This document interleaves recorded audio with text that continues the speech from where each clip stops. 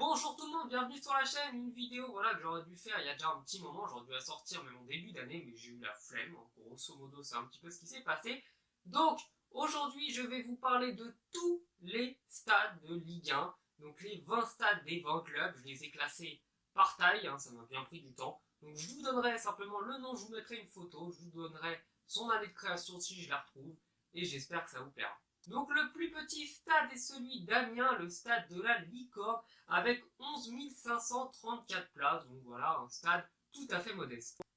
Maintenant, le stade de Dijon, donc le stade Gaston Gérard, qui est un petit peu plus grand que la Licorne, donc avec 15 459 places, là aussi un tout petit stade, mais qui correspond bien à la ville de Dijon, qui est quand même assez modeste aussi.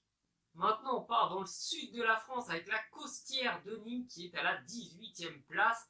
Il est légèrement plus grand que celui de Dijon avec 15 788 places. Donc le voilà à la 18e position. À la 17e place, c'est donc le stade Raymond Kopa à Angers. Si la famille d'Angers me voit, eh bien, je vous dis bonjour. Qui fait 17 061 places. Donc là, pareil, Angers n'est pas une super grosse ville. Donc c'est logique qu'il n'ait pas un stade monstrueux. On quitte la France, on va à Monaco, donc la principauté de Monaco, et son stade Louis II, dont l'affluence est toujours légendaire, qui fait lui 18 174 places. Donc il faut savoir que l'affluence moyenne des matchs de Monaco se trouve aux alentours de 55, donc un taux de remplissage de 0,3%, c'est monstrueux, une ambiance de folie, et je pense en toute franchise, même étant supporter parisien, que les supporters de Monaco sont bien les plus fous, les plus ultras, et puis c'est toujours une ambiance exceptionnelle là-bas, c'est un véritable plaisir. Donc ils sont à la 16e place. À la 15e place, là par contre c'est vraiment sincère, c'est le Roudourou de Guingamp, donc qui fait approximativement 19 033 places. Donc là par contre le stade peut contenir à peu près 2 fois et demi le nombre d'habitants total de Guingamp, parce que Guingamp c'est dans les 7-8 000 habitants, et donc le stade fait 19 000. Et il faut savoir quelque chose, c'est que le nombre d'abonnés dépasse le nombre d'habitants dans la ville de Guingamp. À la 14e place, on va à Reims avec le stade Auguste Delors qui fait 20 546 places. Donc ça fait partie des stades voilà, que j'aimerais bien voir. Ce serait vraiment exceptionnel si je pouvais visiter ou même me rendre dans tous les stades de Ligue 1. Donc Reims a quand même un sacré passé européen, 2 finales de Coupe d'Europe.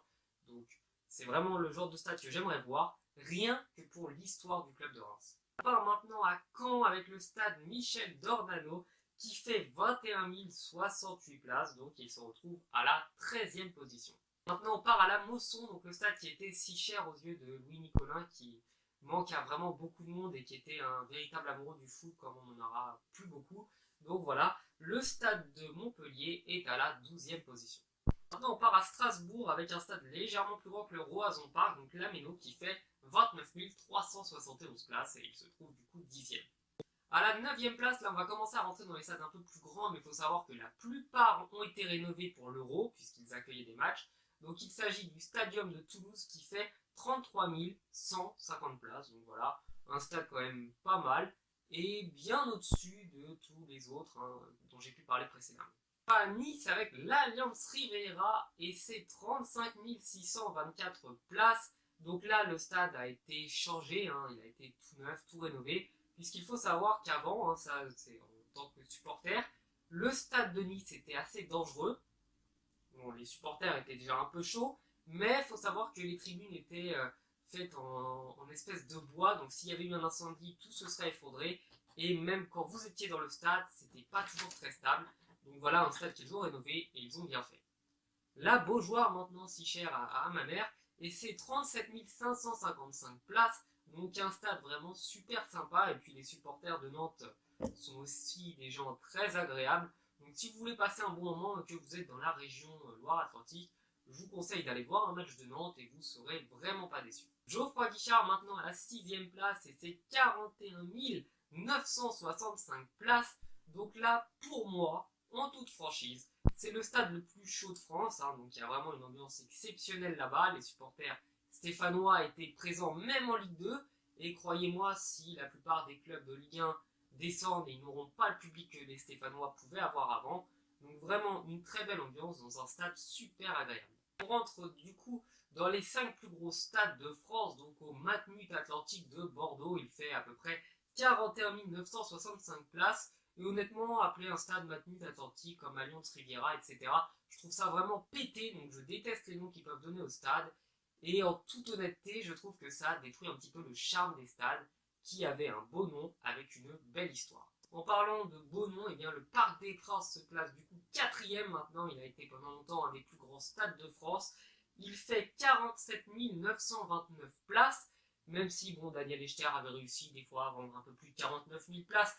Bref, on va pas revenir sur ça, mais le Parc des Princes, qui est à mon sens le plus beau stade de France, enfin mon préféré du moins, se place du coup à la 4e position. Maintenant, le stade Pierre-Mauroy de Lille, qui est à la 3e position, pour moi c'est une véritable merveille architecturale et une merveille dans sa modernité. Donc lorsqu'il pleut, eh bien, le stade peut se refermer, chose que vous n'aurez pas dans beaucoup de stades.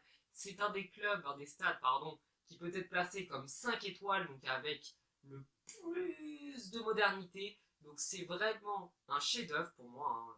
Plus qu'un stade de foot, c'est une œuvre limite.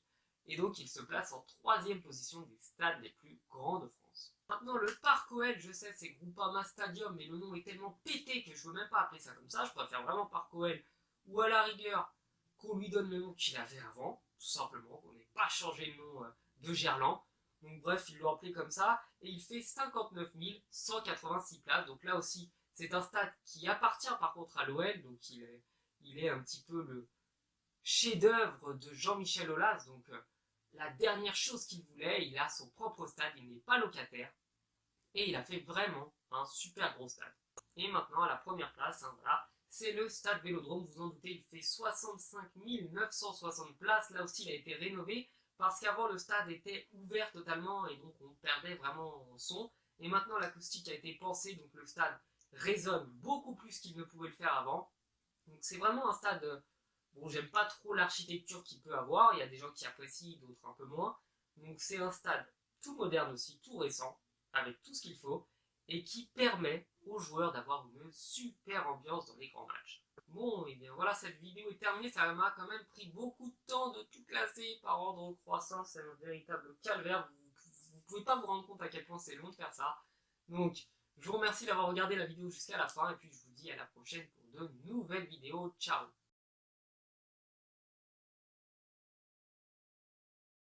À la 17e place, c'est le club. Non, putain. Maintenant, on part à la Mosson, donc le club. Mince. Maintenant, on part à Brest. Maintenant. Non, ça faudra enlever. Non, on va. Non, ça faudra enlever. Bordeaux est à la 5e place avec le Matmut Atlantique. Donc, bon, je préfère le nom qu'il avait avant. Bref, il fait 41 965 places et remplace le stade actuel.